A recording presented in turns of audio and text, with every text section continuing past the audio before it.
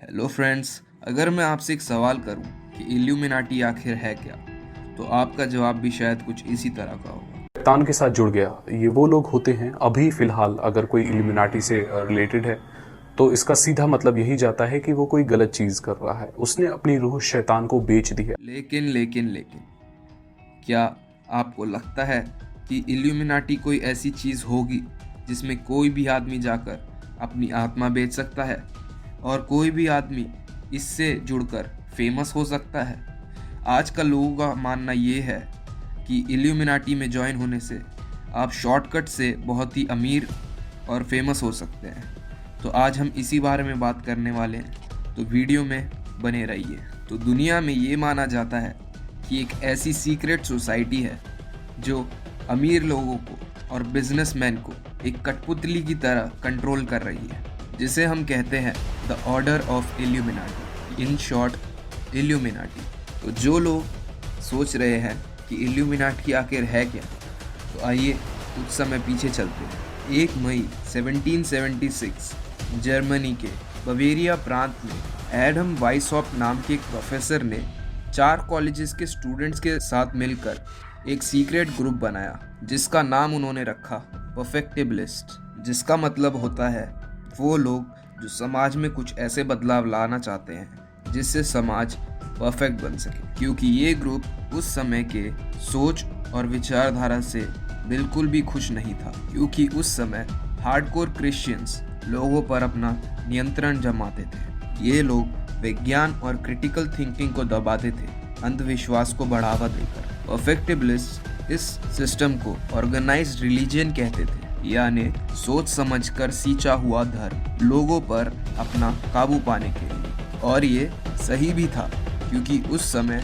धर्म के सामने कोई भी एक क्वेश्चन भी नहीं कर सकता था। इल्यूमिनाटी शब्द आया था एक लैटिन शब्द इल्यूमिनाटिस से, जिसका मतलब होता है इनलाइटनमेंट, मतलब ज्ञान से भर उठना। अगर आपको ना पता हो तो ये बताना ज़रूरी है कि गौतम बुद्ध भी एक इनलाइटेंड इंसान थे। वो ना तो किसी धर्म को मानते थे और ना ही किसी भगवान को, लेकिन ये बात ज़रूर है कि लोगों ने उन्हें ही धर्म और भगवान बना दिया। 1782 इस वक्त तक इल्यूमिनाटी को बने हुए 6 साल हो गए थे। वाइसॉप ने एक दूसरे संगठन फ्री मेसनरी ग्रुप में काम कर कर इतना सीख लिया था कि एक सीक्रेट सोसाइटी को चलाया कैसे जाए और कंट्रोल में कैसे रखा जाए। और इस वक्त तक इल्यूमिनाटी के 300 ऑफिशियल मेंबर थे। अब इल्यूमिनाटी ने एक और बार अपना मकसद साफ किया। उन्हें चाहिए था द न्यू वर्ल्ड ऑर्डर, जिसका मतलब है एक ऐसी दुनिया जो धर्म और लोगों को बांट कर ना चले, बल्कि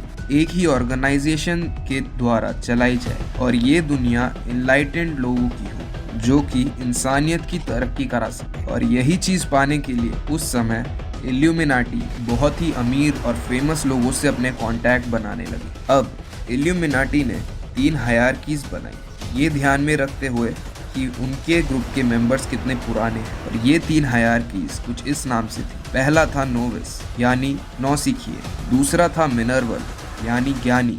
और तीसरा था इल्यूमिनाटेड मिनर्वल, यानी इनलाइटेंड पीपल। और आपने हर जगह ये सुना होगा, इल्यूमिनाटी का जो सिंबल है वो है एक आँख, जिसे कहते हैं द आई ऑफ प्रोविडेंस, या फिर द ऑल नोइंग आई। लेकिन क्या ये बात सही है? असल में ये जो आँख वाला सिंबल है ये फ्री मेसनरी ग्रुप का था, और इस सिंबल का मतलब ये था कि इंसानियत को अपनाओ, क्योंकि भगवान की आँख आपको देख रही है। और ये इल्यूमिनाटी से अलग था। इल्यूमिनाटी का अपना एक सिंबल था जिसे कहते थे द मिनर्वल आउ, यानी ऐसा जीव जो बहुत ही इनलाइटेंड या फिर बुद्धिमान है। इस वक्त तक इल्यूमिनाटी बहुत तेजी से बढ़ रहा था, लेकिन इल्यूमिनाटी को धर्म की ओर से बहुत ही ज्यादा मौत की धमकियां आने लगी, क्योंकि धर्म इस संगठन का विनाश चाहता था। ईयर 1785 में एक नए चुने गए लीडर चार्ल्स थियोडोर ये प्रेशर को झेल नहीं पाए और उन्हें ये ऑर्डर देना पड़ा कि अब इल्यूमिनाटी को बंद करना होगा, क्योंकि खतरा बहुत ज़्यादा बढ़ गया था। लोगों का ये मानना है कि इल्यूमिनाटी के बंद होने के बाद भी असल में इल्यूमिनाटी बंद नहीं हुआ था, क्योंकि वाइसॉप ने ये ठान लिया था कि वो अकेले ही इल्यूमिनाटी को आगे बढ़ाएंगे, और उन्होंने ये किया भी। लेकिन जो भी ये बोलता है ये बातें बिल्कुल झूठ है, क्योंकि ऐसी स्टोरीज राइटर्स को बहुत ही ज्यादा पसंद आती है और वो झूठ फैला देते हैं किताबों के जरिए और कुछ स्टोरीज के जरिए। असल में इल्यूमिनाटी एक ऐसा ग्रुप था जो कि इस दुनिया से अंधविश्वास और अंधभक्ति को निकालना चाहता था, इंसानों में भेड़ मतभेड़ को खत्म करना चाहती थी। लेकिन अब आपको लग रहा होगा फिर ये डेविल के साथ कैसे जुड़ गया है, क्योंकि ये बात धर्म के लोगों को बिल्कुल भी पसंद नहीं आई और उन्होंने इल्यूमिनाटी को इतना बदनाम किया कि लोग इल्यूमिनाटीज को शैतान की पूजा करने वाला बताने लगे। क्रिश्चियन धर्म में पहले अगर इंसान भगवान को ना माने तो उसे डेविल मान लिया जाता और इसीलिए इल्यूमिनाटी को डेविल वर्शिपर्स कहा जाता है।